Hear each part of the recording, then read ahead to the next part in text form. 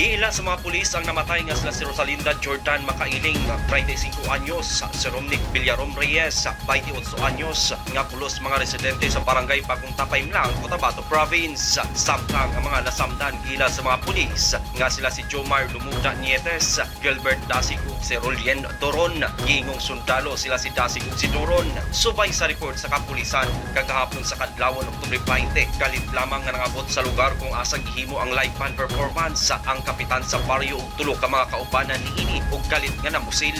Nanibatayon ang mga suspitsado nga gipasurrender na sa mga pulis. Wala pa maklaro ang motibo sa krimen.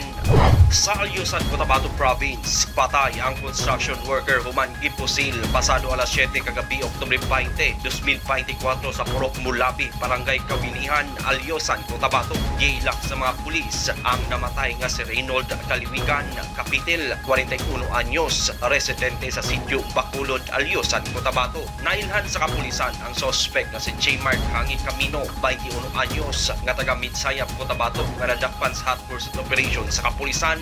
Wala pa matino sa mga pulis ang motibo sa pagpamusil patay. Nakuha sa mga pulis ang punto kalibre 45 nga pistola gikan sa suspect. Marvin Arevilla, Newsline Philippines, Cotabato Province. Stay safe.